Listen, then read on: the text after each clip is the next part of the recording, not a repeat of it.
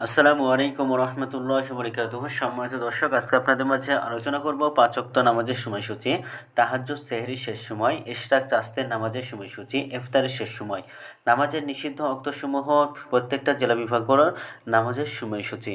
তো আজকে শুক্রবার ১৩ই ফেব্রুয়ারি ২০২৬ ইংরেজি, ৩০শে মাঘ ১৪৩২ বাংলা, ২৪শে শ্রাবণ ১৪৪৭ হিজরি।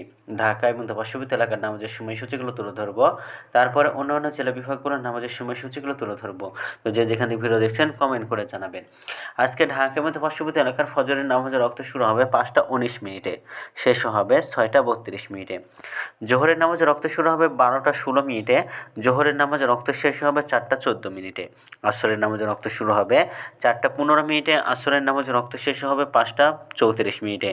মাগরিবের নামাজের রক্ত শুরু হবে ৫টা ৫৫ মিনিটে, মাগরিবের নামাজের রক্ত শেষ হবে ৭টা ৯ মিনিটে। এশার নামাজের রক্ত শুরু হবে ৭টা ১০ মিনিটে, এশার নামাজের রক্ত শেষ হবে ভোর ৫টা ১২ মিনিটে। আজকে ঢাকার মধ্যে পার্শ্ববর্তী এলাকার সেহরির শেষ সময় হলো ৫টা ১৩ মিনিটে, আর ইফতারের সময় সন্ধ্যা ৫টা ৫৫ মিনিটে।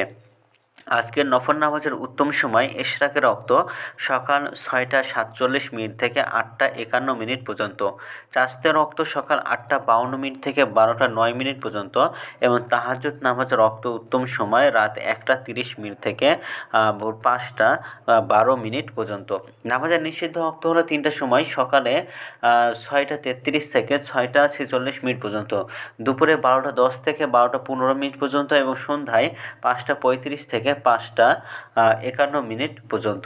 এছাড়াও ঢাকার মধ্যে পার্শ্ববর্তী এলাকার নামাজের সময়সূচি এখন আলোচনা করব।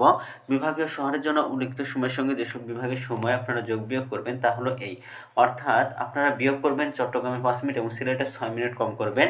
ঢাকার মধ্যে পার্শ্ববর্তী এলাকার নামাজের সময়সূচি থেকে চট্টগ্রামে ৫ মিনিট এবং সিলেটে 6 মিনিট কম করবেন।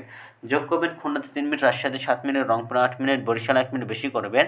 ঢাকার মধ্যে পার্শ্ববর্তী এলাকায় যে নামাজের সময়সূচিরা রয়েছে সেখান থেকে কয়েকটা বিভাগে বেশি করবেন। তো আজকের ভিডিওটি এই পর্যন্তই ছিল, আর এই সূত্রগুলো নিয়েছি ইসলামিক ফাউন্ডেশন থেকে। ভিডিওটি ভালো লাগলে অবশ্যই চ্যানেলটি সাবস্ক্রাইব করে পাশে থাকবেন। ধন্যবাদ সকলকে।